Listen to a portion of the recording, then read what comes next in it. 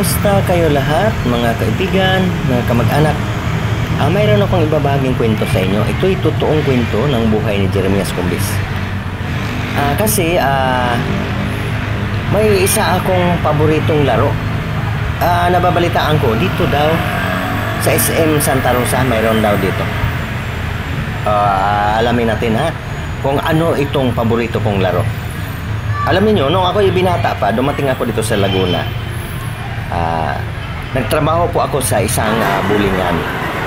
Kaya po, nang nabalitaan ko na mayroong bulingan dito sa Santa Rosa, Laguna, pinuntahan kaagad namin. Dalik-dalik ng aking may bahay. Dito, ibig sabihin na araw ng Sabado, ang daming tao. Saka bandang hapon. Dito po sa bandang itaas daw yung bulingan. Kami aakyat din eh. Alam niyo, hindi naman ako mahilig sa laro. Pero isa lang ang gusto kong laro, yung bowling. Itong napadaan pa kami dito sa Crocs.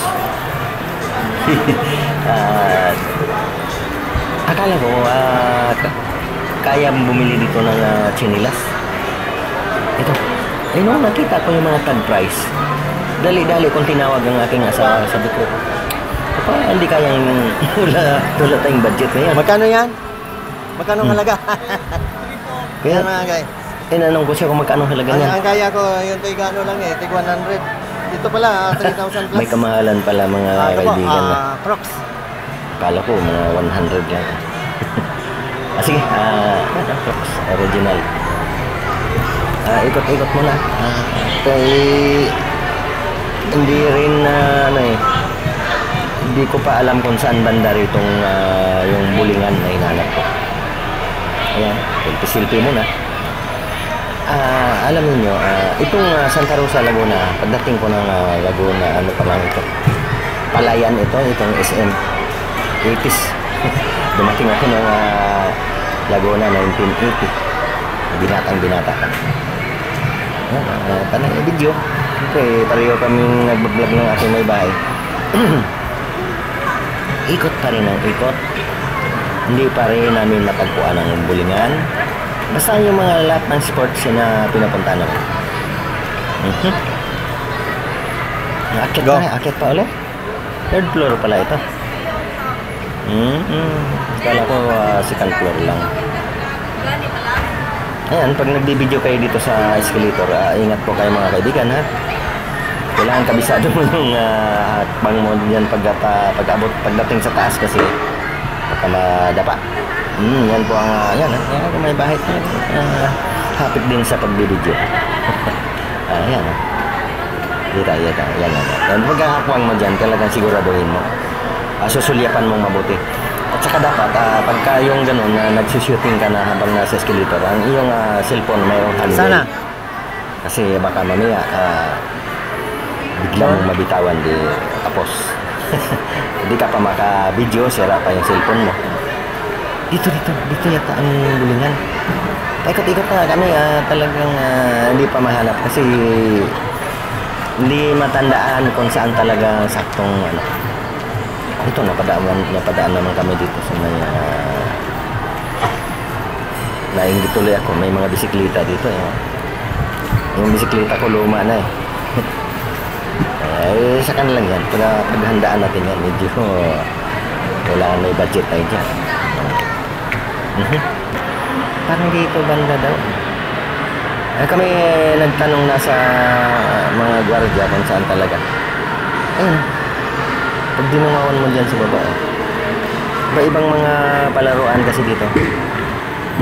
Napakalaking SM po itong ito na natanaw ko na may bowling ayan mga kaibigan at miss ko na itong larong ito.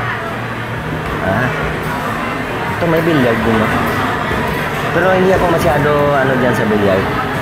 Sa bowling talaga ako marunong. Lumalaban kasi ako ng postahan dyan kasi boy nga ako pinboy ako sa Kalamba 1980. Iba na pala ngayon Ikaw mag-ipon ka na, nag-video ako. Dati kasi tinatayo lang namin yung ito mag-inquire nga kami dito. Talagang gusto ko rin maglaro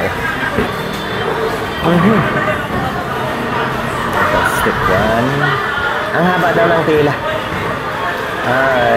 Kung antay namin, gagabihin kami. Kaya sabi ko, balikan na lang namin. At tinanong namin mga guys kung anong oras ang opening nila. Alas 10 ng umaga.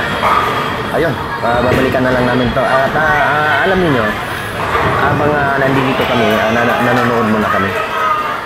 Naghanap ako kung sinong magaling na makakalaban ng pustahan. Pero ano pala ito mga kaibigan?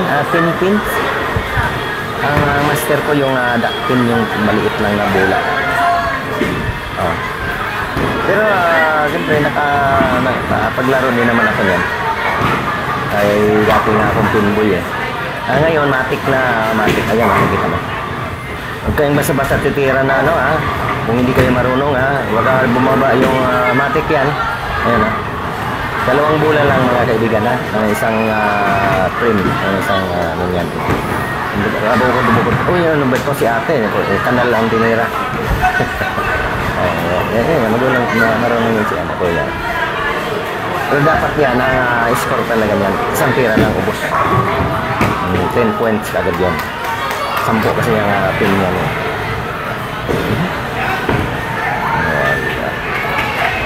Wala akong nakitang magaling dito.